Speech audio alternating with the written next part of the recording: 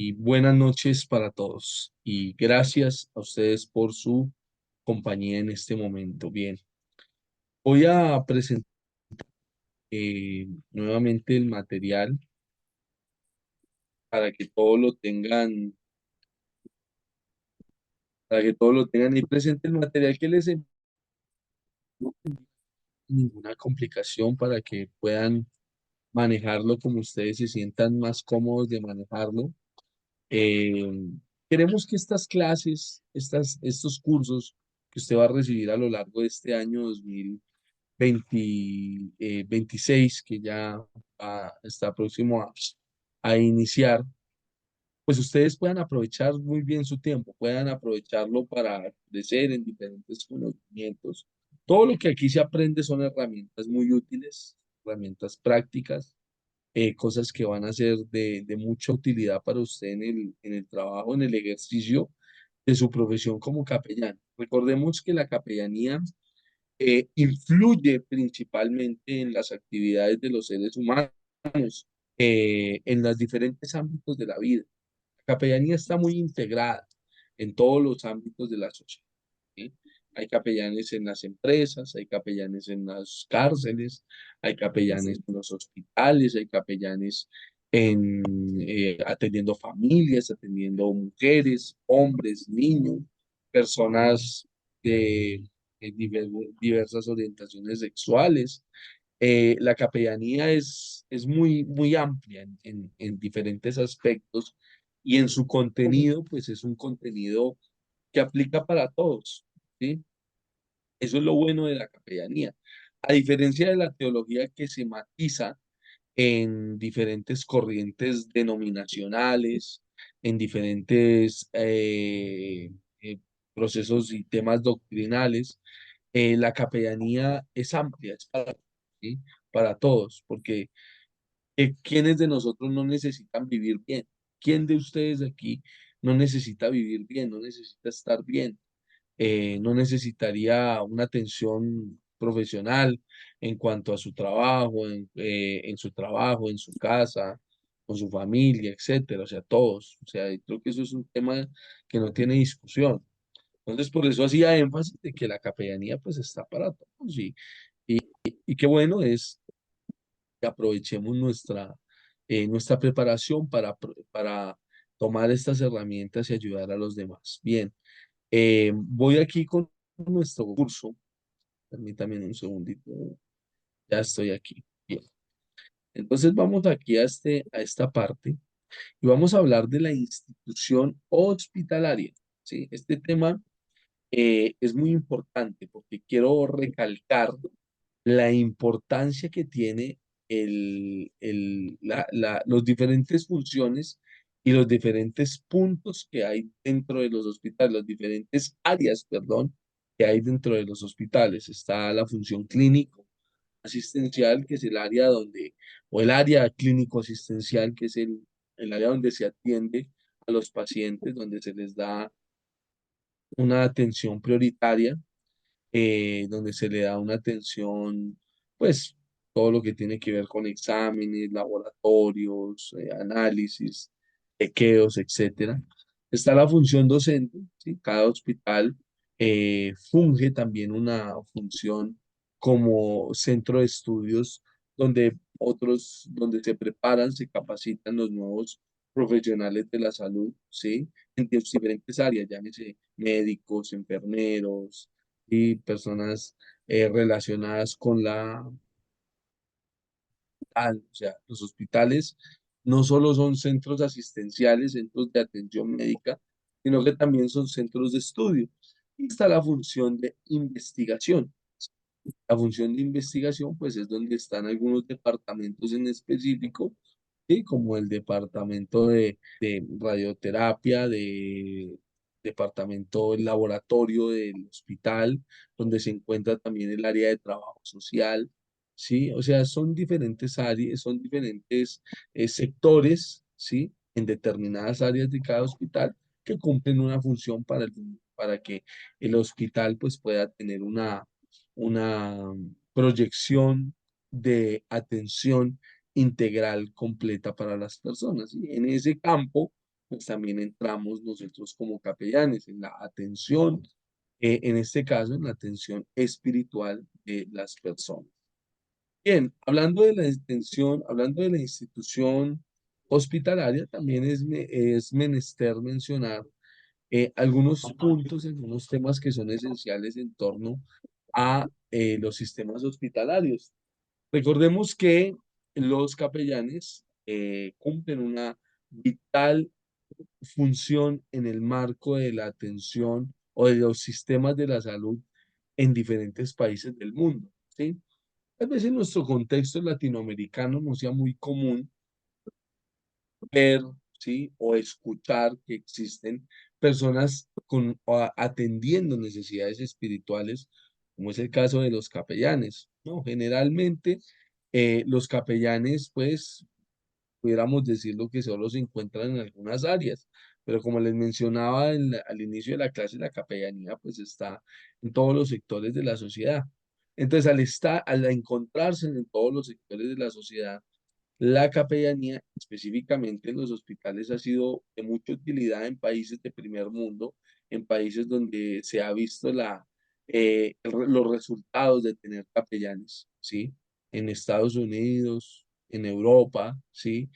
Todos los países que componen la Unión Europea y demás, pues se ha visto las grandes aportaciones que los capellanes tienen para los sistemas de salud en los países. No precisamente todos los capellanes son de una denominación determinada, ¿sí? Les expliqué en algún momento en reuniones anteriores, yo les hacía ver el énfasis relacionado con la les hacía énfasis en cómo la capellanía, ¿sí? No solo se ha diversificado, sino que también ha sido de mucho provecho, ¿sí? De mucha utilidad para atender ciertas necesidades especiales que tenemos los seres humanos, ¿sí? Los hospitales también han entendido esa función. Y los hospitales han entendido que la persona para que esté bien, primero debe sentir, no solamente es en lo biológico, en lo físico, también en lo mental y también en lo espiritual, porque todas las personas, o la gran mayoría, por lo menos pudiéramos decirlo, pues tienen alguna fe, tienen alguna creencia, tienen algún tipo de norma religiosa, de doctrina que de alguna manera sí, de alguna manera siguen, a pesar de que no sean practicantes de su fe. Encontramos personas que pues profesan, dicen creer en una deidad, creer en un Dios, creer en una persona, en una deidad específica, pero que no practican una fe. El hecho de que no practiquen una fe no significa que esa área que tiene que ver espiritual no necesite ser atendida. Claro que necesita ser atendida. Entonces, hago énfasis en este punto porque tomando como punto de referencia los beneficios de los capellanes, los beneficios que tienen los capellanes en la sociedad, pues quiero profundizar en estos aspectos que me parece que son bastante relevantes, ¿sí? Hablemos de por qué es importante, por qué es influyente el capellán en una persona enferma. María Luisa, creo que estás aquí con nosotros. Por favor, léeme los primeros puntos que están aquí en pantalla, por favor. Los primeros 4 puntos. ¿Del 1 al 4? ¿Del 1 al 4 o el 1 nada más? Del 1 al 4, por favor. Amén. ¿Por qué influye el capellán en la conducta de la persona enferma? Las personas que se mantienen activas en sus iglesias disminuyen las enfermedades cardíacas en un 35%. Las personas que permanecen en sus iglesias tienen menos problemas con la presión arterial. Tercero, la visita de los capellanes para orientación espiritual, oración y lectura de la palabra es determinante en pacientes operados. Cuarto, algunos pacientes tienden a tener un sistema inmunológico más fuerte cuando son visitados por capellanes.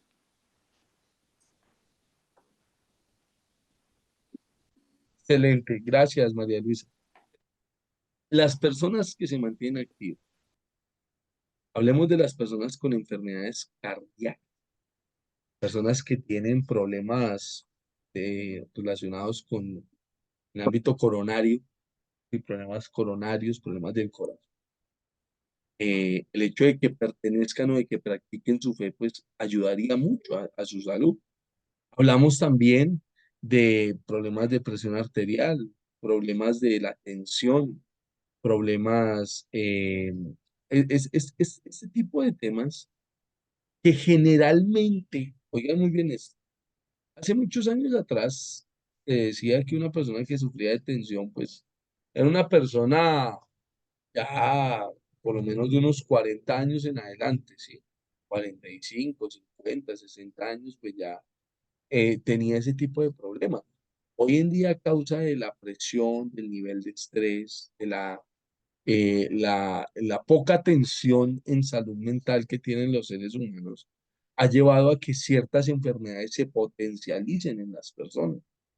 Hoy en día, lamentablemente, se ha vuelto común personas sufriendo trastornos muy delicados ya. Eso ya pues, no es tema de nuestra clase, pero es como consecuencia del nivel de vida, problemas de depresión, problemas en el corazón, problemas de diabetes, problemas de los nervios, o sea, son asuntos que merecen mucho, mucho, mucho nuestra atención, mis estimados capellanes. No importa que una persona sea joven, aunque tenga 20 años, 30, 40 años, no importa. Este tipo de beneficios es para todos, para todos. Cada paciente que recibe una buena atención espiritual, que recibe una buena atención psicológica, que recibe una buena atención biológica, pues mejora también su sistema inmunológico como lo proyectábamos hace unos momentos. Vamos por aquí, por favor. Buenas noches, mi estimado Daniel. Espero que te encuentres muy bien, ¿sí? Si puedas encender tu micrófono. Quisiera pedirte el favor, pudiera leer del punto 5 al punto 11 por favor.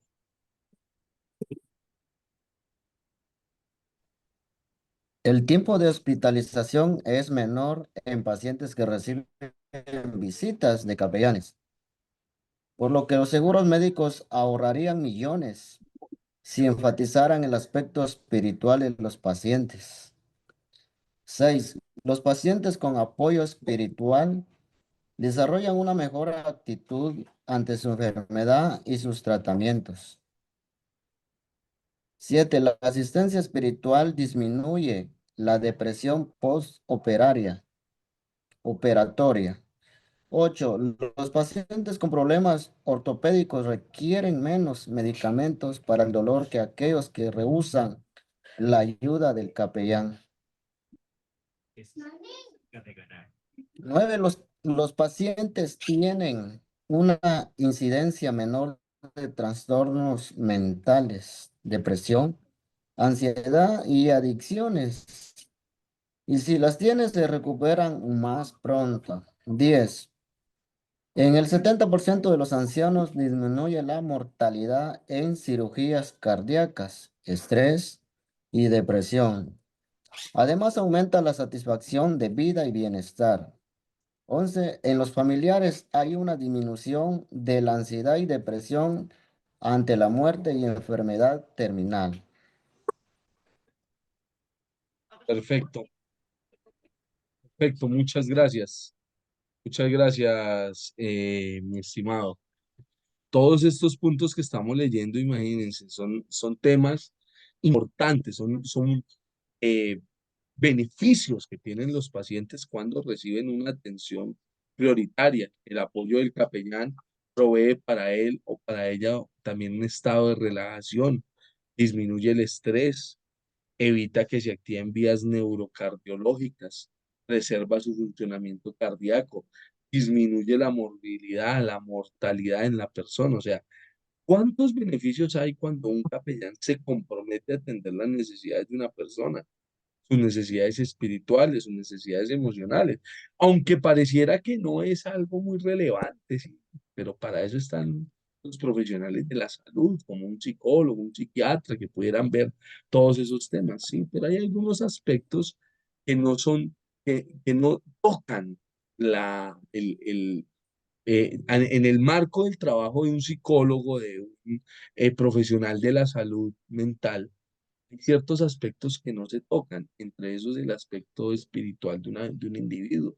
Y por eso es que es importante la atención del capellán, porque él entra para apoyar ese tipo de situaciones, para poder activar esas defensas mentales, emocionales que tienen las personas para poder sobrellevar un proceso de enfermedad de una mejor manera. Eh, Hablemos de las funciones de los capellanes en el hospital. Jacqueline Puaj, buenas noches. Espero que te encuentres muy bien. Jacqueline, quisiera que por favor me leyeras del punto 1 al punto 7 para seguir profundizando en este tema, por favor. Buenas noches, Dios les bendiga. Sí, ser el capellán general de todo el hospital, no solo de algunos enfermos. 2, estar siempre espiritualmente preparado en oración y manejar con fluidez la palabra de Dios para afrontar las situaciones difíciles en los hospitales. 3, usar la sabiduría de Dios para que sea aceptado y ganarse con su testimonio la confianza del personal para que éste lo incluya en su plan de trabajo. 4, hacerse disponible sobre todo en casos de emergencia. 5, cumplir con su horario y días de capellanía donde es esperado por el personal y los pacientes. No colocar excusas o poner a representantes, al menos que sea una emergencia que lo amerite. 6, no interferir en el trabajo de los demás. 7, identificar los casos críticos, preparar espiritualmente a los familiares y, de ser necesario, ir a la funeraria si los familiares lo solicitan. Excelente, muchas gracias. Hablemos del punto 10, 8 al 12. Alba López, por favor. ¿Qué dice en pantalla? Si pudieras Muy encender tu buenas micrófono, noches. gracias. Buenas noches, Eh, gracias. ¿Qué numeral me dijo, perdone? Del punto 8 al 12. Muy bien. Del 8, dar orientación espiritual. El capellán no es un consejero, es un orientador espiritual del personal y pacientes que así lo requieran. 9, participar en actividades especiales, Navidad, Día de Acción de Gracias, nombramiento, Semana Santa o algún cumpleaños, etcétera. 10, respetar las creencias religiosas de todos los pacientes y personal, ya que el capellán es interdenominacional. 11, celebrar servicios religiosos para pacientes, familiares y personal en horarios y días cuidadosamente seleccionados para no afectar el funcionamiento del hospital. 12, orientar a los pacientes y a los familiares sobre el funcionamiento del hospital, normas, documentos, facilidades y servicios, etcétera. Continúa hasta el 16, por favor. Muy bien. 13, servir como enlace de comunicación positiva entre el equipo de trabajo, médico, enfermera, trabajadora social, aseguradoras, etcétera. Tener material cristiano, Biblia, tratados, libros selectos y estudios para los pacientes, familiares y personal del hospital. 15, planificar en el paciente y familiares en plan para que asistan a una iglesia, círculo de oración, visitas al hogar o localizar cédulas de iglesias en su comunidad. 16, participar de conferencias y asambleas sobre el hospital, aprender y estar al día sobre todos los servicios al paciente. Excelente. Gracias. Estos son puntos importantes relacionados con las funciones que cada capellán tiene al interior de los hospitales. Un punto muy importante relacionado con nuestro trabajo en los hospitales es el siguiente. Recordemos que el programa de capellanía está fundamentado principalmente en la compasión hacia las personas. No se trata de sentir lástima. Quiero hacer un hincapié en un punto importante, que lamentablemente, lo digo pues, con mucha tristeza realmente, lamentablemente en nuestra sociedad son más los casos de personas que están eh, menospreciando a otros que ayudando a otros, ¿sí? Suena un poquito muy redundante, muy coloquial, pero es una realidad muy fuerte. No se trata de sentir lástima por la gente. Cuando tú sientes lástima por otro, Jacqueline, entonces cuando tú sientes lástima por otro, tú miras a otro como que fuera menos que tú.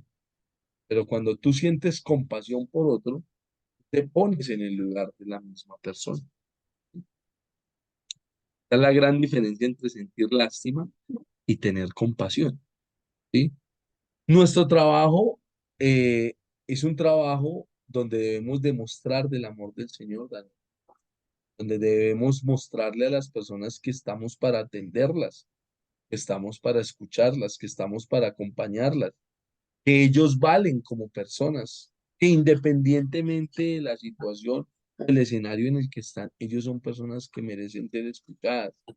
Nuestro fin es llevarlos a conocer a Cristo, al Señor, al Espíritu Santo como su guía, como su consolador, como su salvador en medio de las necesidades. Son puntos bien importantes, bien interesantes, que nos llevan a nosotros a entender que nuestro trabajo es realmente valioso y de que todo lo que podamos hacer por la gente, debemos hacerlo con todo nuestro corazón. Así que, Daniel, sí, quisiera pedirte el favor, puedas leerme estos primeros 4 puntos, por favor, que están aquí en pantalla. Se prepara María Luisa, por favor. Atención, capellán. 1. Seleccione el horario de visitas para así conocer a los familiares y no interrumpir las labores de enfermería, medicamentos, baños, alimentos. 2. Pregunta al personal de enfermería cuáles son los pacientes que tienen restricciones de visitas y respételas. 3. Pida permiso al paciente y al finalizar para poder entrar a la habitación. 4. No extienda la mano para saludar porque el paciente no le podrá responder. Ajá, muy bien. Por los sueros y otros objetos que tiene instalados en su cuerpo. Vamos del punto 5 al 10, María Luisa, y se prepara Jacqueline.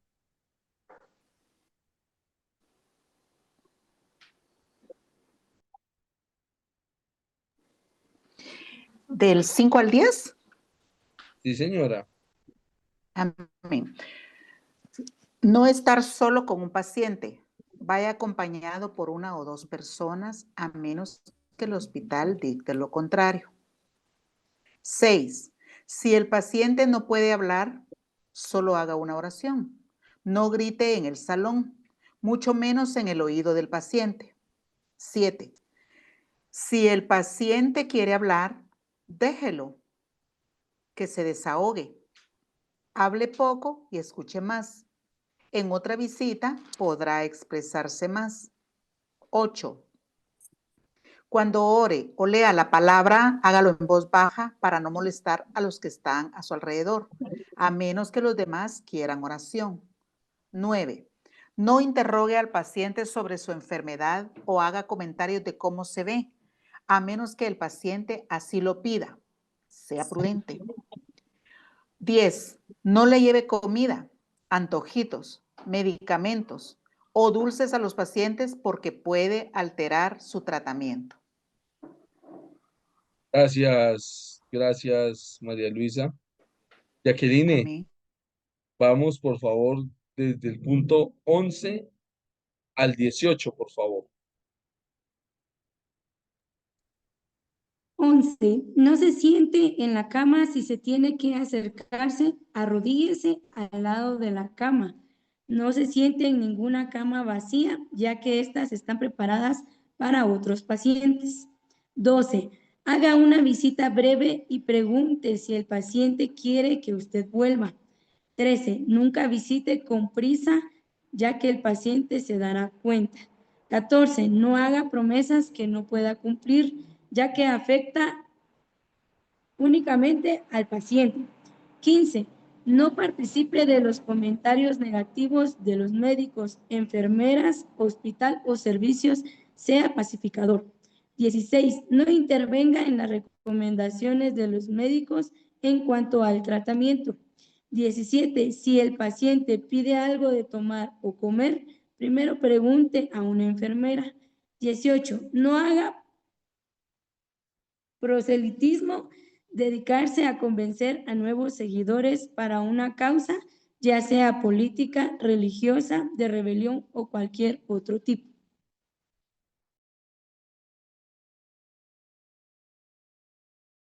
Gracias, gracias, Jacqueline. Del 20 al 23, Glendy Cabrera, por favor. Solamente enciende tu micrófono, por favor.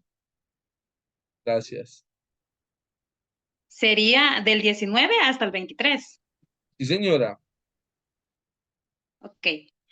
No hable de temas controversiales, política, religión, etc. 20. Si llega el médico para hablar cosas confidenciales con el paciente, salga de la habitación. 21.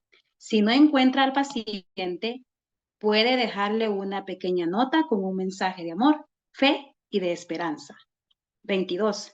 No interrogue a los médicos y enfermeras sobre los pacientes. 23.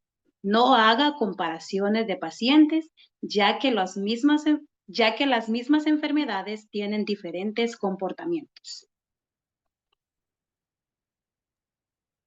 Excelente, muchísimas gracias. Bien, todos estos puntos que hemos tratado hasta este momento, ha sido con el único objetivo de que podamos tener una claridad en torno a nuestro trabajo, la manera como debemos actuar, las cosas que debemos hacer, los aspectos que debemos tratar. Porque en el desarrollo de la capellanía, en el marco de nuestro trabajo, esto exige profesionalismo, requiere que todo lo que hagamos, que todo lo que desarrollemos, lo hagamos con toda la intencionalidad, el profesionalismo y haciendo un trabajo adecuado para la sociedad, para las personas, porque es mucho lo que se necesita. Hay una grandísima necesidad en nuestra sociedad, en nuestro entorno, por descubrir, por hacer, por trabajar, por llevar una atención, un apoyo real hacia las personas. La gente que está atravesando, los pacientes que están atravesando un proceso de salud, eh, ya sea por cualquier circunstancia, puede ser por una enfermedad o por algún accidente o por cualquier cosa, necesitan ser atendidos, necesitan ser escuchados, necesitan ser acompañados, necesita que se les dé la atención prioritaria en todos los campos, en todos los aspectos. La gente necesita ser atendida. La gente necesita que se le brinde un servicio de calidad. Y por eso todo lo que vamos aprendiendo, todo lo que usted va a ir, todos los conocimientos que va a ir adquiriendo a lo largo de estos próximos 9 meses, precisamente con el objetivo de que su labor sea una labor útil para la comunidad, útil para la sociedad, sea profesional en todos los aspectos. Hablemos ahora de cómo debemos nosotros ministrar o cómo debemos nosotros atender a un paciente cuando está en etapa terminal, en ese momento donde él o ella ha perdido sus esperanzas, siente que ya no hay vuelta de hoja en su salud. Tengamos en cuenta estos puntos que son importantes y que quiero destacar. Primero, apoyemos al paciente escuchándolo, porque el escuchar a una persona es mucho más importante que hablar. Tenemos mucho para hablar, tenemos muchas cosas que decir. Usted tiene muchas cosas que contar, yo tengo muchas cosas que contar y que decir. Pero aquí va la pregunta trascendental, Glendy. ¿Qué tanta paciencia, qué tantos deseos tenemos de escuchar a otros?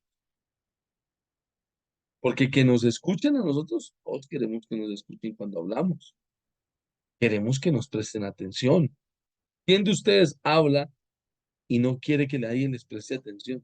Ninguno, ¿verdad? Ninguno de ustedes. Todos quieren que les escuchen, todos quieren que les hablen, todos quieren que les digan, porque es algo normal, o sea, eso es algo natural que en nuestro contexto nosotros querramos que nos escuchen, querramos que pues, la gente nos hable, las personas pues nos digan, las personas nos escuchen a nosotros para aportar y decir todas nuestras ideas. Pero escuchar a alguien, el arte de escuchar, es algo que muy pocos, María Luisa, tienen. Es un arte escuchar a los. ¿Y por qué es un arte? Porque cuando tú empiezas y aprendes a escuchar a la gente, entiendes realmente lo que la persona dice. Una persona puede transmitir con sus palabras sus sentimientos, pero la forma como las expresa es como realmente él vive las. Yo les puedo decir, tengo miedo, tengo susto, estoy angustiado, pero la manera como transmití mis palabras es el mensaje más poderoso que podemos, la manera como nosotros lo transmitimos, decimos. Y para detectar eso, eso no es en un libro, no es en un escrito que lo vamos a aprender, es mediante nuestra práctica, el trabajo práctico que nosotros tengamos, la manera como escuchamos a la gente, es lo que hace que algo, es lo que hace que podamos entender mejor a las personas. Cuando estamos hablando con una persona, hablemos de una persona que está en una etapa terminal de una enfermedad. Hombre, nadie quiere morirse. Nadie quiere morir. Por eso cuando uno escucha que alguien se suicidó, uno piensa, Dios mío, ¿qué le estará pasando a esa persona en su cabeza o qué le habrá pasado para haber pensado en quitarse la vida? Porque nosotros los seres humanos generalmente estamos aferrados a nuestra vida. ¿Quién de aquí cree en el cielo? Todos creemos en el cielo. Todos los que estamos aquí creemos que existe un cielo, que hay algo más allá de la eternidad. Ahora, Glendy, ¿cuántos de ustedes se quieren morir esta noche? Levanten la mano los que quieren morir ya. Levanten la mano. Sí, ninguno quiere ir, pero todos sabemos que en la eternidad está Cristo, que en la eternidad está Dios, que allá está el Señor, pero no nos queremos morir. ¿Y por qué no nos queremos morir? No, pues porque amamos nuestra vida, amamos esta vida que Dios nos. Queremos disfrutarla, queremos ser útiles, queremos aportar a la sociedad, queremos aportar a la gente, a las personas. Nosotros no queremos desaparecer. Nosotros no queremos de ninguna manera, de ninguna manera. Nosotros queremos evadir las necesidades, las situaciones que tiene claro, que tiene la vida, pero aunque tenemos cosas que enfrentar, amamos la vida. Entonces, por eso no es fácil atender a una persona que está en una situación así, está en un momento cumbre de ya perder la vida.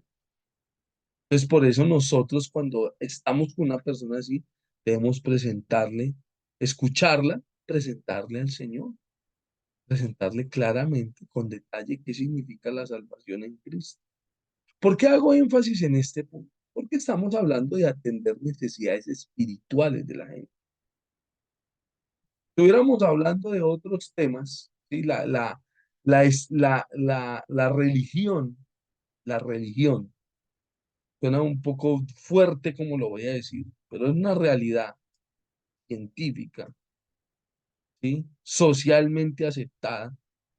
La religión mueve las emociones de los seres, mueve cosas que la retórica, que la filosofía no puede mover en un individuo, no lo puede mover. La gente está dispuesta a morir por Cristo. ¿Por qué está dispuesto a morir? Porque Él amó al mundo, porque Él nos enseñó a amar, porque Él nos enseñó a creer. Hemos visto a Cristo con nuestros propios ojos, no lo hemos visto, pero haríamos la vida por Él. Por supuesto que yo daría mi vida por Él. Usted la haría, yo creo que usted la haría. O sea, porque amamos, porque la fe mueve las emociones de una persona. La fe mueve las emociones de las personas. Eso no es malo, yo lo que estoy diciendo no es algo malo, es una realidad. La fe mueve nuestras emociones. La fe nos hace personas impulsivas a hacer cosas, a ir más allá. Pensemos en los musulmanes, por ejemplo, en los musulmanes extremistas, que llevan la religión a un punto que no es que el correcto, por supuesto, pero hacen cosas que son totalmente salidas de lo humanamente aceptable con tal cumplir, según ellos, por supuesto, cumplir un mandato divino. Y se inmolan, hacen una cantidad de cosas terribles. ¿Hasta dónde? Hablemos de la religión llevada hacia algo bueno. Una persona movida por su fe, movida a hacer lo que sea, deja a su familia, deja a sus enseres, renuncia a su trabajo con tal de ir, de llevar un mensaje del Señor. O sea, la fe nos mueve, fe nos mueve. Cuando la Unión Soviética se creó, ¿sí? En el año de 1922, se creó como un estado totalmente ateo. Se mandaron a cerrar, y peor cuando llegó Stalin, mandaron a cerrar iglesias, mandaron a tumbar monasterios, conventos, mandaron a destruir, a meter presos a los clérigos, a los sacerdotes, a mucha gente. Pero la historia también nos cuenta que cuando la Alemania nazi lanzó la operación Barba Roja, Barba Negra, no recuerdo ahorita, la operación de invasión contra la Unión Soviética, digámoslo de esta manera. Eh, Cuando lanzan esta operación, el pueblo se desencajó, el pueblo soviético se desencajó, el pueblo soviético se desencajó, eh, permítame un segundo. El pueblo soviético se desencajó. Cuando los nazis lanzan la operación Barbarroja, el pueblo soviético se desencajó. Llegaron las noticias a Moscú, todo el mundo se enloqueció. Stalin quedó de una sola pieza, se encerró en el Kremlin, y cuenta la historia, él se encerró en el Kremlin, no sabía ni dónde iba el punto ni dónde iba la coma. El ejército más poderoso del mundo era el ejército de la Alemania nazi, eso lo sabía todo el mundo. Dominaron a los franceses en menos de 40 días, que eran los franceses, que eran los británicos, temblaban del miedo. ¿Y no nos van a venir a hacer a nosotros? Pensaban los oídos. ¿Y sabe cómo movió? ¿Sabe cómo movió?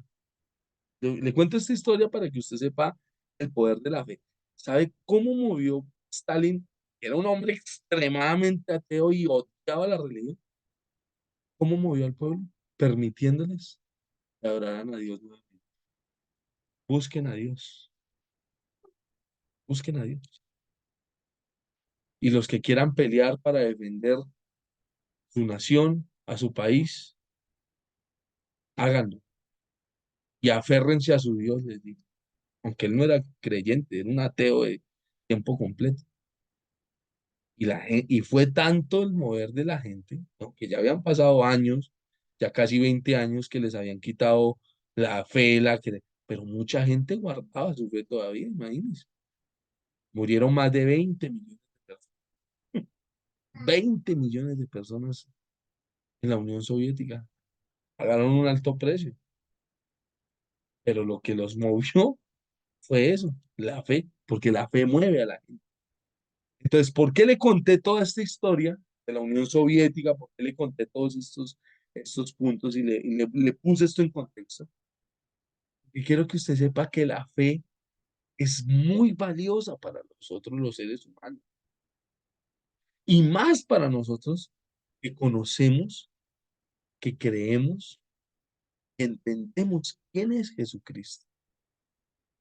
Entonces, yo quiero que usted sepa que, que el presentarle el plan de salvación a una persona, que es, en este caso, es un paciente de una etapa terminal, el hecho de presentárselo no es porque ya no haya nada que hacer, no, no es por eso, sino porque la fe de la persona va a llevarlo también a que al menos los últimos días que esté en esta tierra los viva de una mejor manera. Y en la medida en que nosotros podamos hacer posible que la gente tenga una mejor calidad de vida, aún en los momentos últimos de su vida, ha valido la pena nuestro trabajo. María Luisa, Jacqueline, Glendy, Daniel, ha valido la pena. David, ha valido la pena. Ha valido la pena. Y si podemos presentarle el plan de salvación, presentarle a la persona el mensaje del Señor, la fe siempre, siempre nos va a mover a hacer algo diferente. Y más en nosotros que creemos en el Señor, que hemos tenido una vida donde de alguna manera ya entendemos qué significa el Evangelio. Esto también hace que las personas tengan esperanza. La esperanza no es un consuelo de tontos, de ninguna manera. La esperanza es útil para tener una mejor vida sobre esta tierra, porque la esperanza nos lleva a soñar. Y cuando dejamos de soñar, estamos muertos. Diga muy bien eso. Cuando dejamos de soñar, estamos muertos. ¿Estamos bien hasta aquí, mis capellanes? ¿Dudas, preguntas, inquietudes, molestias, reclamos?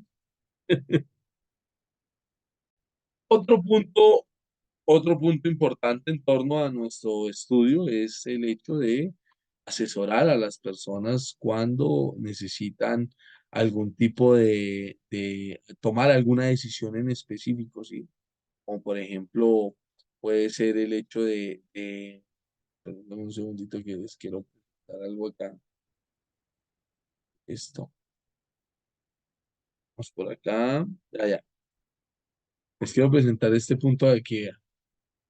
Como por ejemplo, cuando un paciente necesite alguna asesoría en algún punto importante, como por ejemplo hacer un testamento, notificar a algún abogado, preparar alguna hora, prepararlo en oración también. Una persona en una etapa terminal es necesario que deje saldadas todas sus cuentas también emocionales. María Luisa, es que quisiera, hay algún familiar suyo que usted crea, considere que necesita hablar con él, pedirle perdón? No, pues sí, definitivamente sí, mi hermano, yo hace muchos años no hablo con él. O sea, ese tipo de conexiones podemos hacerlas nosotros. Arreglos funerarios también, arreglos funerarios. La vida eterna, la resurrección de los muertos. Hablarle sobre esos temas tan importantes. La esperanza bienaventurada. ¿Cuál es la esperanza de nosotros los cristianos? Que nosotros nos morimos y nos vamos para el cielo. Esa es la esperanza. ¿Sí o no? Yo no estoy en lo, ¿sí? Que dormimos, que sí. Eso lo sabemos, pero esa es la esperanza. Uno habla con una persona y usted ¿a dónde quiere? No, yo quiero, voy a descansar, Señor, y bueno, etcétera. Hablemos ahora de otro punto importante. Vamos aquí. Vamos a ver, sí, perfecto. Vamos acá. ¿Cuáles son las etapas emocionales del paciente? Permítame un segundo.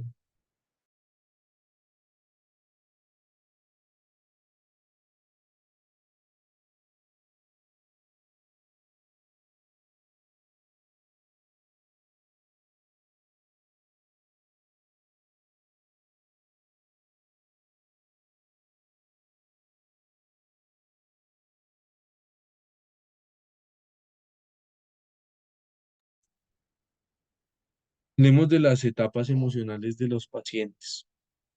Hablemos de la etapa de negación inicial. Cuando una persona niega automáticamente todo lo que está experimentando. Y recibe la noticia de una enfermedad terminal y muchos pacientes lo que hacen es negarlo todo, negarlo, negarlo. No, no, no acepto, yo esas cosas no las recibo, no creo, no esto, no lo otro. La etapa de ira y enojo también, cuando una persona viene y lo que hace es retraerse, no quiere compartir con otras personas, no quiere hablar con otros individuos. Hablamos también de la etapa de depresión, de frustración también, cuando una persona se debilita, se siente desanimada emocionalmente, se aísla, no quiere saber nada, no quiere hablar con otras personas, no quiere compartir, ¿sí? Conversar con otros, quiere aislarse completamente. También tenemos la etapa de aceptación, cuando una persona finalmente pues entiende que ya no hay remedio para su situación y necesita ser finalmente pues atendido, acompañado, aunque pues al principio no fuera algo muy placentero, no fuera algo muy agradable para él o para ella, pues acepta la realidad y acepta lo que está atravesando, lo que está viviendo. Es importante por eso prepararnos para que en caso de que una persona pues finalmente fallezca, pues aprender a dar la noticia, prepararnos para dar la noticia del fallecimiento. Se trata de darlo con mucho profesionalismo, ¿sí? No es de darlo, decirlo, mire, se murió. No, de ninguna manera, no hay que hacerlo con mucho profesionalismo. ¿Profesionalismo en qué sentido? Que hay que usar un tono de voz adecuado, hay que dar una información progresiva, darla sin tantos rodeos, darla sin tantas verbalizaciones, ¿sí? Es que fíjese, es que viera, es que no sé cómo explicarle esto que pasó. Eso aumenta el nivel de ansiedad y de estrés en una persona. A decirle, sucedió esto, y pasó. El impacto, dejar que las personas se desahoguen, no interrumpir nunca su llanto, su dolor, su desesperación. Solamente puedes estar presentes para entenderlos, para escucharlos. También es importante que aprendamos a utilizar la Biblia para controlar a las personas, entendiendo que Dios no es ignorante en cuanto al dolor que pudiéramos sentir nosotros como personas. La Biblia dice en San Juan 11:35 que el Señor Jesucristo lloró. Eso es una clara evidencia de que el sufrimiento humano es real. Y Él no lloró se ha dicho mucho de que el Señor Jesucristo lloró por la incredulidad de las personas, ¿no? Eso es una mentira. O sea, Dios ha tenido que lidiar con la incredulidad de la gente desde que los creó. O sea, eso no es un tema nuevo para Dios. Él lloró, le dolió por la muerte de su amigo, el quien tanto amaba, el quien tanto quería, que era pues Lázaro. Mateo 5:4 dice que bienaventurados los que lloran porque ellos recibirán consolación. Al igual que estas etapas emocionales que sufre el paciente, los familiares también los viven hasta con una mayor intensidad. estos no aparentan esos dolores, esa tristeza, porque quieren perturbar al enfermo de ninguna manera. También ellos tienen preocupaciones que son muy valederas, que son muy importantes. Los familiares se preocupan por el dinero, o sea, porque aún estar en el hospital o morirse es caro, carísimo. Los gastos hospitalarios son exorbitantes, los gastos funerarios son exorbitantes también. Morirse es una cuestión muy, para muchos es una cuestión muy cara, ¿sí?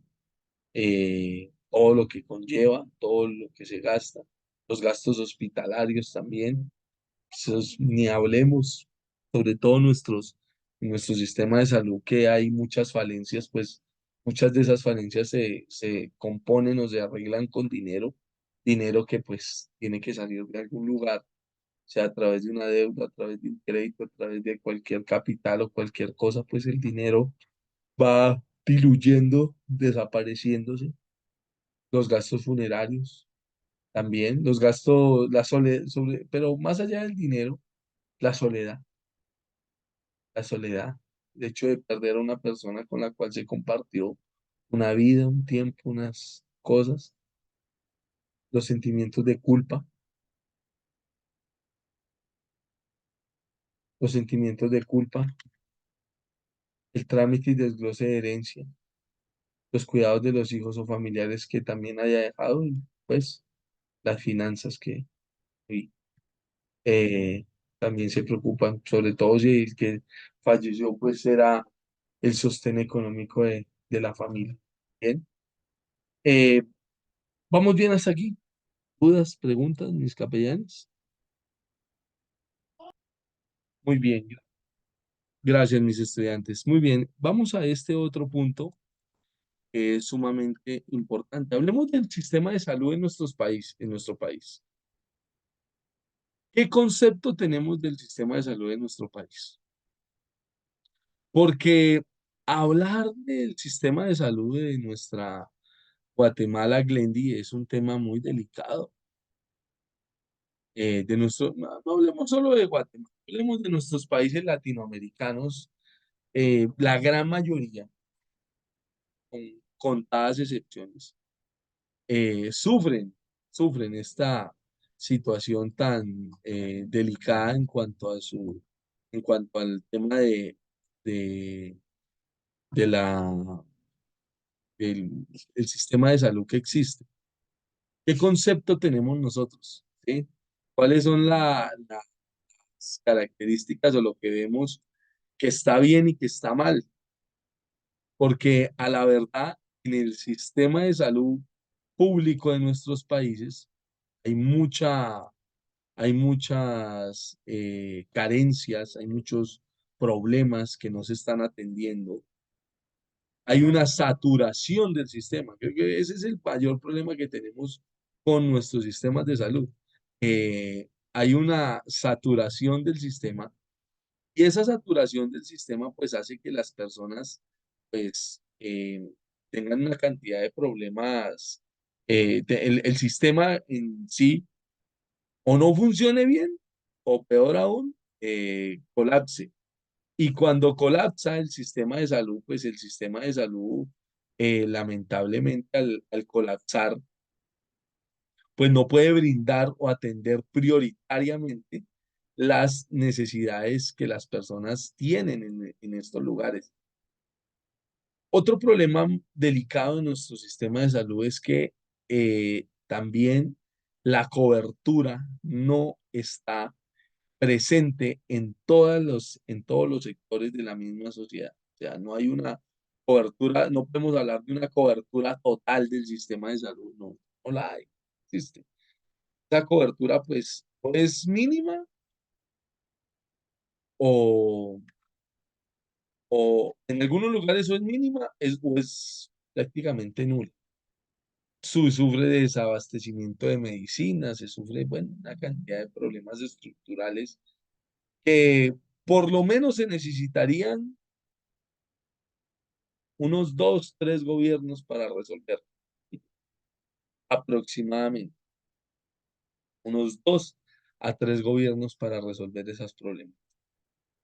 No es una cuestión que se pueda resolver en un año, 2 años, porque el problema es estructural. O sea, no es solo de cambiemos al presidente. ¿Qué pasa? Cambiar al presidente no hace que las cosas cambien como deberían de cambiar. Estoy hablando del sistema de salud. ¿Por qué? Porque aunque cambiemos al presidente, pongamos a otro, ¿sí? Hay otro punto, hay otra área del mismo gobierno por el cual no nos interesamos poco o nada, y es el Congreso de la República, porque no se elige un Congreso un poco más homogéneo, que tenga unos proyectos bien definidos para atender en necesidades eficaces en la sociedad. Entonces nosotros, la gente en cada elección el debate es el presidente. ¿Quién vamos a elegir? Si elegimos a fulano, o elegimos a sutana, o elegimos a esto. Es que el problema, el presidente es la cabeza, pero hay una estructura debajo de él que se llama Congreso, y eso es lo que estamos viendo. Entonces se elige cualquiera, y terminan en el Congreso gente que uno ni sabe quién es, pero ahí están. Y como no hay un proyecto, o por ejemplo llega un presidente al gobierno, llega el presidente de la magistratura al alto cargo nacional, pero como no hay un congreso más homogéneo que pueda aprobar sus proyectos o que pueda consolidar una unidad, entonces pues las promesas del presidente se quedan en nada, no pasa nada, no sucede nada. El ministro de Salud, ¿quién es el ministro de Salud? ¿A qué tipo de gente se nombra en las diferentes dependencias? El entramado, por ejemplo, hace poco se descubrió una red de robo de medicina en los hospitales públicos, una cosa impresionante, que después se revendían a las grandes cadenas de farmacias en el país, y todo el mundo un escándalo muy fuerte. O sea, y eso no es una cuestión que el presidente maneje, porque él llega y él nombra unos ministros, pero pues hay otras dependencias que ya han sido nombradas anteriormente. Entonces hay que llegar y cambiarlos a ellos también para cambiar otras cosas. O sea, como les digo, esto no es un tema que se arregle en un gobierno, eso se arregla por lo menos en un proyecto político de unos 8, 10 a 12 años. Se podría estabilizar completamente un sistema que fuera efectivo para la comunidad, para la sociedad. Pero ahorita no está de esa manera, ¿sí? Entonces, hace 4 años le echaba la culpa a don fulano, ustedes saben de quién estoy hablando. Hace 8 años le echaba la culpa a otro, hace 12 a otro. Pues es que este es un tema estructural, por eso los problemas no se arreglan. Porque si la estructura está dañada, aunque usted arregle la cúpula de la iglesia, pues si la estructura está dañada, la cúpula se va a hundir. Así es sencillo, o sea, eso no va a funcionar. Cambiemos al alcalde, por ejemplo, en un municipio. El alcalde, ese no sirve, hay que poner a otro. ¿Sí? Pero es que el alcalde, pues, él gestiona lo poco que tiene a su disposición. Él le dan un plata, le dan, estos son sus 2 millones de quetzales. Haga usted algo con esos 2 millones, pero él tiene que pagar de esos dos, pagar las nóminas, pagar esto, pagar lo otro, terminar de financiar lo que dejó otro, lo que dejó fulano, sultano. Aunque la calle, aunque uno diga, oiga, pero arreglar esa calle, ¿por qué no la arregla?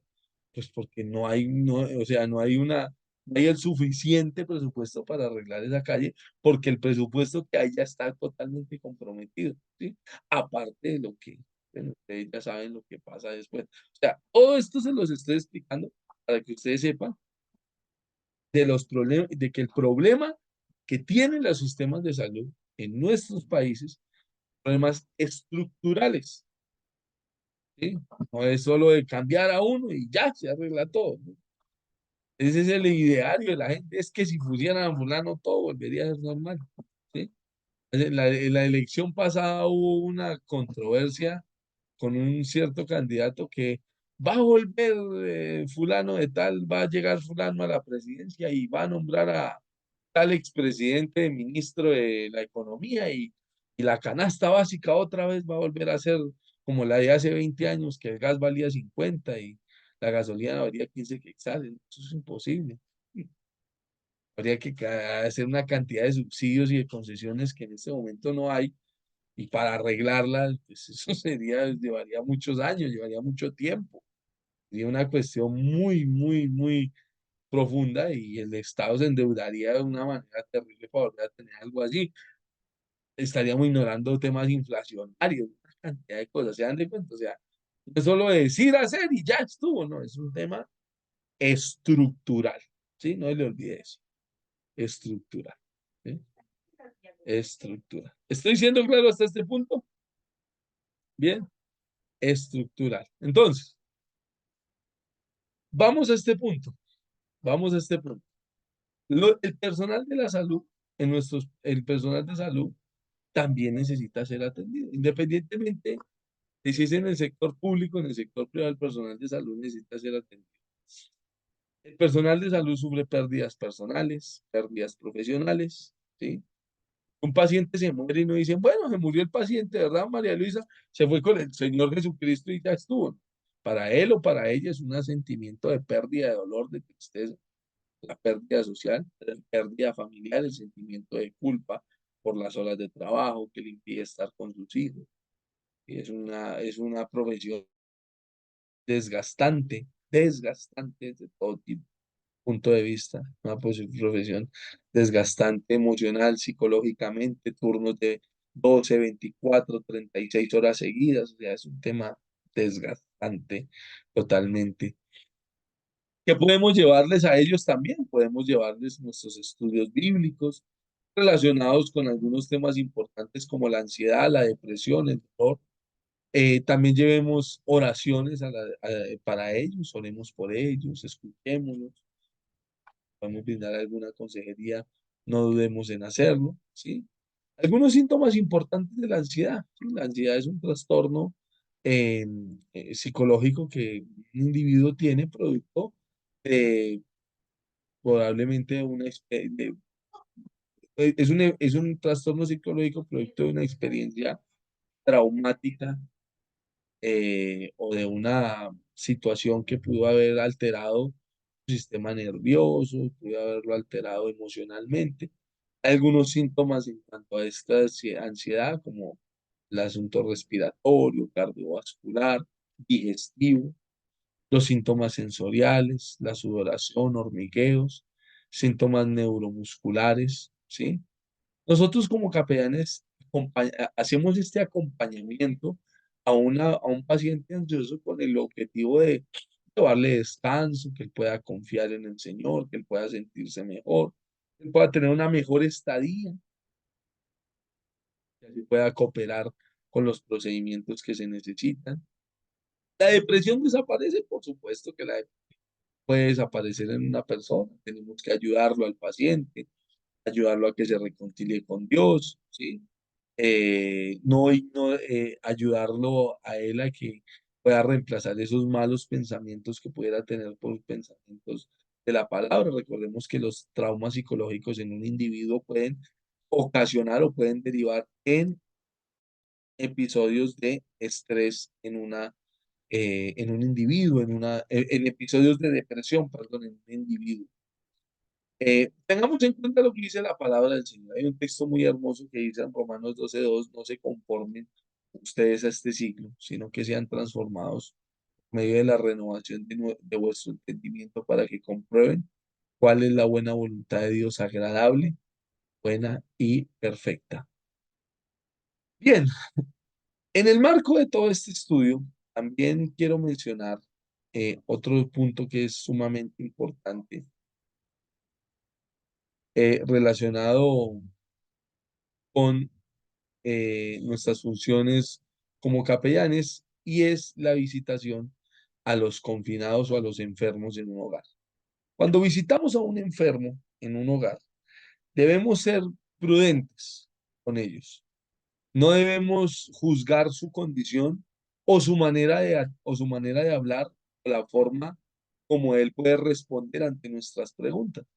Por ejemplo, María Luisa, visitamos a un enfermo y ¿usted cómo está? Pues no ve cómo estoy mal, no me ve, estoy mal, es que usted no está viendo. Hay gente que puede responderte con hostilidad. Eso es algo natural. ¿Por qué es algo natural? Porque la misma carga psicológica que ha dejado la enfermedad ha derivado en que el individuo tenga una respuesta hostil ante cualquier acercamiento de un individuo. Eso es algo natural. O sea, no es algo que deba extrañarnos, que la gente responda con hostilidad. Algunos enfermos se sienten culpables de quitar o de robar el tiempo de los demás, sienten que están siendo incómodos para otros. Los enfermos crónicos son fáciles de olvidar porque ellos rara vez piden ayuda o te van a pedir una ayuda. Una de las metas principales de nosotros como visitadores es ayudarles a encontrar los recursos disponibles para facilitarles una mayor actividad, hacerlos sentir de una mejor manera. Una vez que una persona ve que puede ser útil, siente que tiene un lugar en el mundo. Y podemos nosotros como capellanes, cuando visitamos a un enfermo, no solamente ir y llevarle una oración, un acompañamiento o un tiempo de escucharlo, sino también podemos llevarle una contribución económica para poder necesidades también. O en su defecto, si somos personas más creativas, pudiéramos llevarles a ellos actividades para que ellos puedan tener un tiempo de ocio, poder compartir algo con ellos, poder tener un espacio donde podamos tener alguna actividad con ellos de algún tipo, si es el caso, si se puede, si el personal, la familia sí lo permite, ¿sí? Ministrar a un enfermo crónico no es algo sencillo, visitar a un enfermo no es algo fácil, pero es algo que debemos tomar en cuenta. Cuando visitamos, nuestra visita debe ser corta, pero, como lo mencionamos acá, debe ser corta, pero frecuente, porque los enfermos necesitan, más allá de que se les dé una oración, necesitan que se les dé tiempo. Ellos quieren tiempo. Y el tiempo, recuerde que es lo más valioso que usted y yo tenemos en esta vida. Vamos del punto 2 al punto 10. Glendy, buenas noches. Por favor, ¿qué dice en pantalla? Sí, eso, excelente. Del 2 al 10, ¿verdad?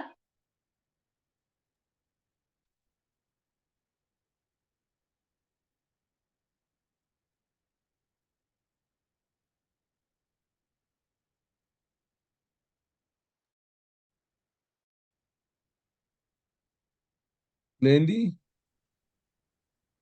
ahora sí, ¿me Sí, puede buenas leer, por noches. favor?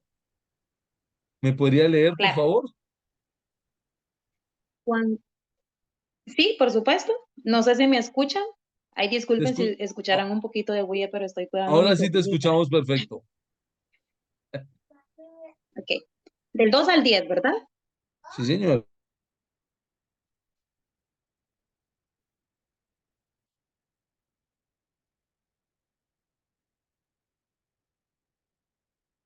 Ya puedes leer, por favor. Cuando no visite, haga una llamada o envíele una nota.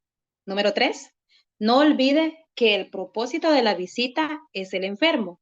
4, ayude si tiene autorización del personal médico. El enfermo puede que le pida comida, agua, moverse o que le saque al patio. Número 5, no prometa cosas que no puede cumplir.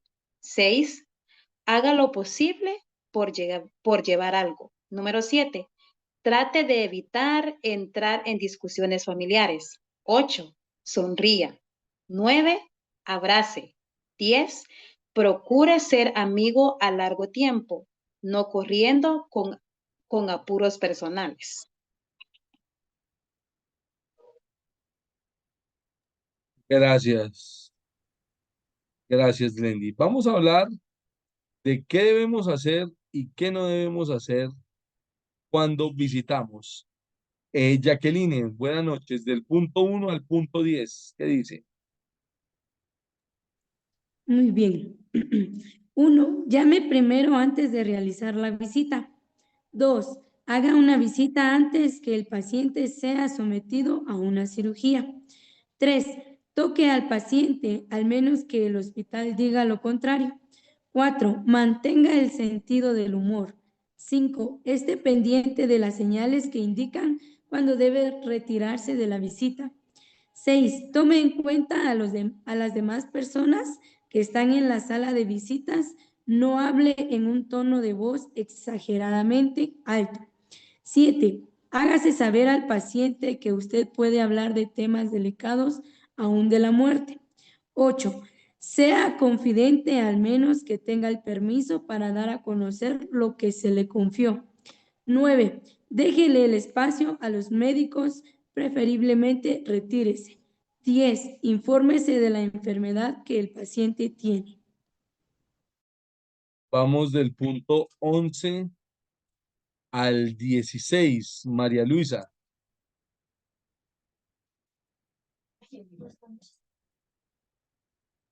Solo si puedes encender tu micrófono, por favor.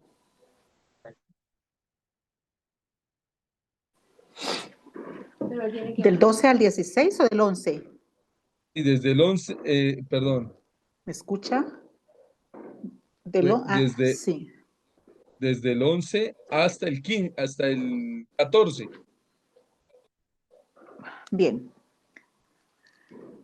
Respete todos los anuncios que el personal médico tiene en la puerta o paredes del cuarto. Pregunte a la enfermera encargada si puede o no mover al paciente para sacarlo de la cama, llevarlo al baño, llevarlo a caminar, etc. 13. Pida permiso tocando a la puerta o antes de mover la cortina. 14. Esté siempre alegre, aunque usted tenga situaciones que sean difíciles. Al 14 dijo, ¿verdad? Sí, hasta el 14, sí. Vamos, gracias. Vamos, por Amén. favor, del 15 al 22. Me lo va a leer, por favor, Daniel Calpac. Cuando prometa visitar, hágalo. No quede como mentiroso delante del paciente. Mantenga en su rostro una actitud de hospitalidad. No se sienta como obligado a estar allí. Si al paciente le agrada, hágale una lectura bíblica, artículo, poema, etc. Ofrézcale su ayuda, jardinería, cuidado de animales, el correo, las plantas, etc. Si visita la casa, busque un lugar donde sentarse. No esté de pie todo el tiempo. Dará la impresión que está apurado. Déjese llevar en la conversación por la persona enferma. No tome problemas ni a la familia.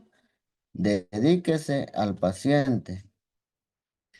Cualquier duda sobre la enfermedad o procesos, pregúntele a la enfermera. Si conoce ya al paciente, preséntese con alguna sorpresita, libro, música, detalle. Gracias. Y el número 23, despídase correctamente. ¿Qué hacer y qué no hacer? ¿Qué no hacer? Ahora, lo que no debemos hacer. Alba, dicen del 1 al 7, por favor. Muy bien. Número 1, no dé una excusa para retirarse. 2, no dependa de la tecnología para hacer sus visitas. 3, no hable como en secreto con los médicos o familia del paciente. 4, no se siente en la cama del paciente. 5, no corte las ganas de llorar que el paciente tenga. Recuerde que Jesús también lloró cuando estaba triste. 6, no le haga preguntas inadecuadas como ¿por qué te enfermaste? ¿Qué tiene? ¿O cuánto va a estar acá? 7, no le diga palabras que ponga al paciente en un nivel de importancia.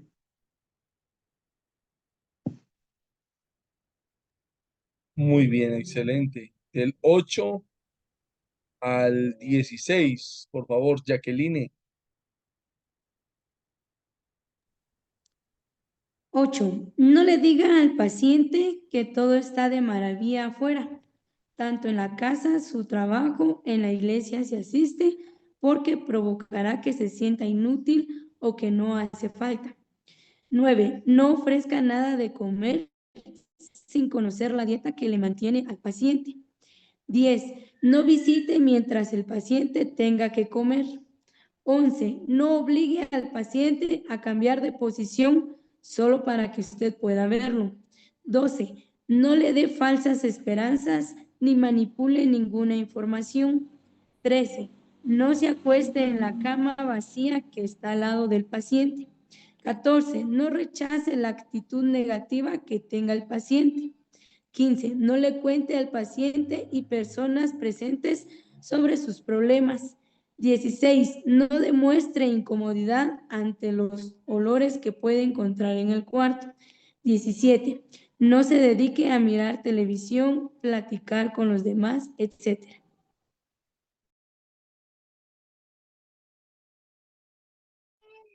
Excelente. Y del 17 al 26, Ana Arévalo, ¿qué dice?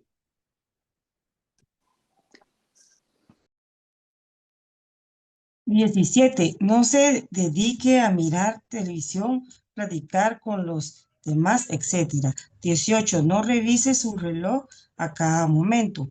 19, no haga comparaciones de enfermedades. 20, no cuente historias negativas ni de horror al paciente. 21, no se presente como la persona que lo sabe todo. 22, defienda a, no defienda a Dios en nada.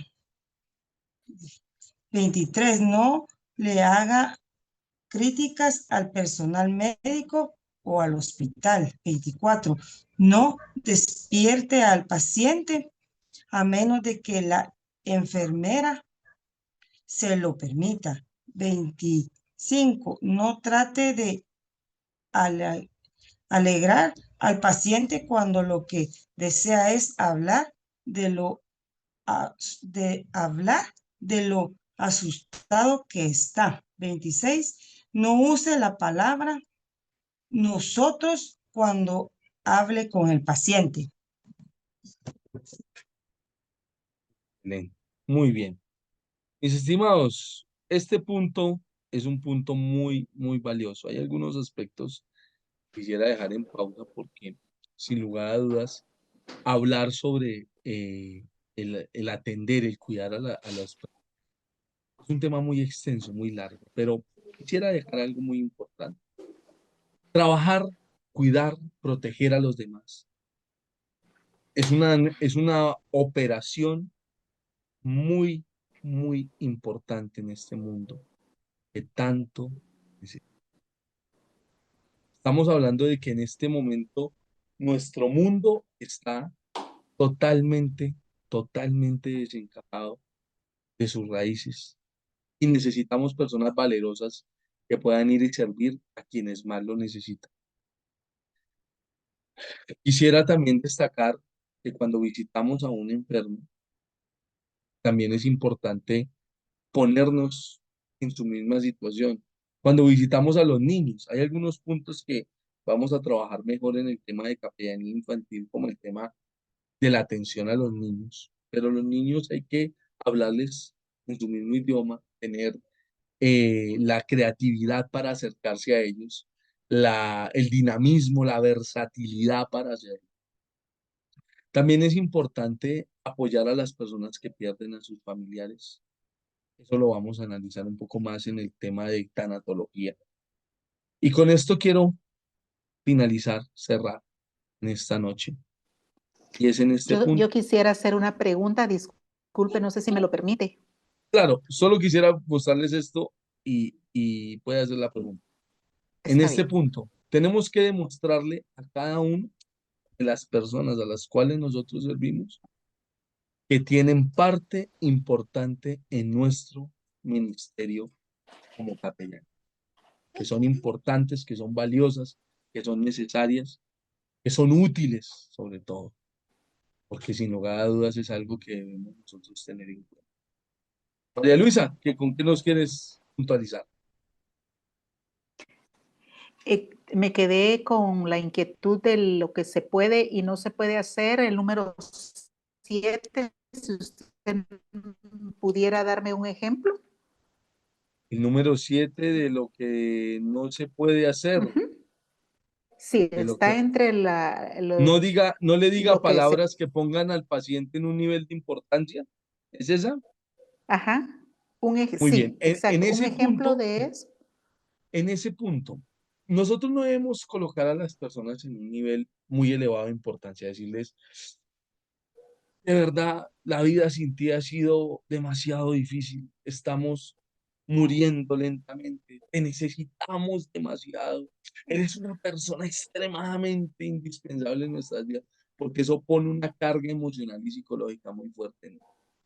Ya. También si le decimos, no, no te preocupes, estamos bien, vamos bien, estamos funcionando, todo tranquilo, todo bien, todo, estamos re bien, nítidos, excelente. Eso va a hacerlo sentir a él, "Uy, no, entonces no soy importante". ¿Se da cuenta? Ya, como que esa desbalance, no, o sea, hay que nivelar, ¿sí? Estamos siguiendo adelante con nuestras fuerzas, pero te amamos y eres importante para nosotros. O sea, es una manera equilibrada. Ni muy allá, ni tampoco muy acá, en el medio. Amén. A ese punto. Muy bien. Muchas gracias a todos y feliz noche. Gracias.